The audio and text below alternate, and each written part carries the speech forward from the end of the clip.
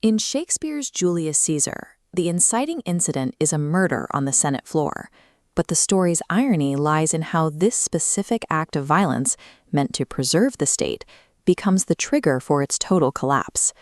Written around 1599, the play dramatizes the infamous conspiracy against Julius Caesar and the brutal civil war that erupts in its wake.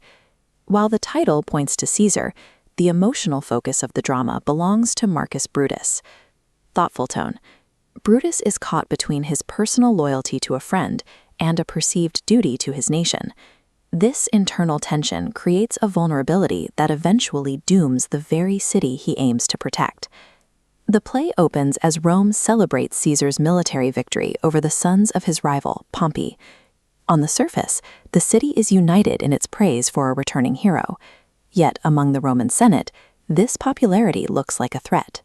They worry that Caesar's influence will lead him to dismantle the Republic's system of shared power and declare himself a king.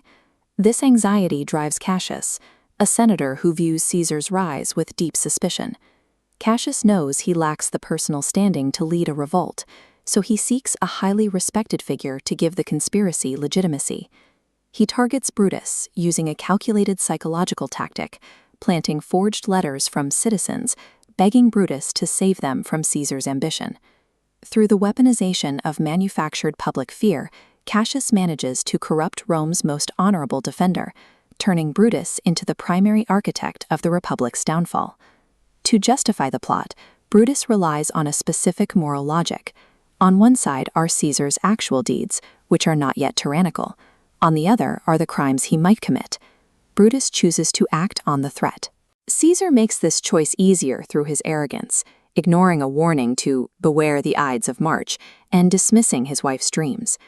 On that day, Caesar enters the Senate chamber.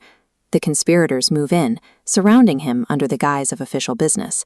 They strike repeatedly, but the emotional climax occurs when Caesar sees Brutus among the attackers.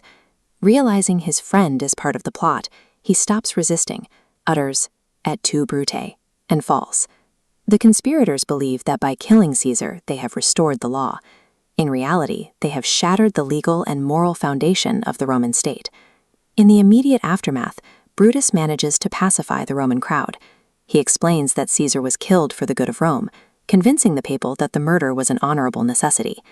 Everything changes when Mark Antony steps forward. He begins his funeral oration by seemingly agreeing with the conspirators' justifications. Antony uses a masterful rhetorical trick. He repeatedly calls Brutus an honorable man, but with each repetition, his tone shifts until the word becomes a stinging insult. He then reveals Caesar's will, showing that the supposed tyrant had actually left his private gardens and money to the citizens of Rome. The crowd turns instantly, erupting into a violent riot that sparks a civil war and forces Brutus and Cassius to flee the city. Antony's success demonstrates the play's most unsettling theme, that in politics, the power of persuasion is more dangerous than any weapon. In its final acts, the story shifts from a political conspiracy to a study of psychological collapse. Brutus is haunted by the ghost of Caesar in his military tent. This isn't just a supernatural moment, it's a reminder that the guilt of his betrayal remains even as his cause fails.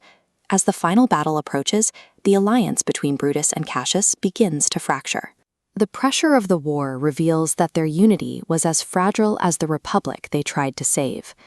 This internal conflict leads to disaster at the Battle of Philippi, where their forces are decisively beaten by Mark Antony and Caesar's heir, Octavius.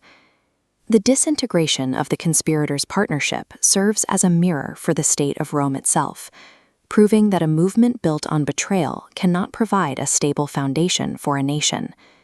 Facing total defeat and capture, both Cassius and Brutus take their own lives. Their deaths mark the end of the resistance against the new leadership.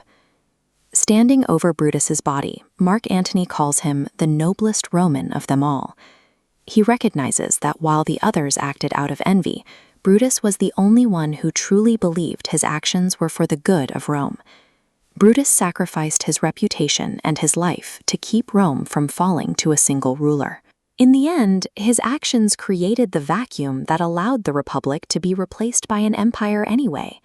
Shakespeare leaves us with a question that still resonates today. Can a noble outcome ever justify a terrible act? And does our fear of what might happen eventually create the very future we were trying to prevent?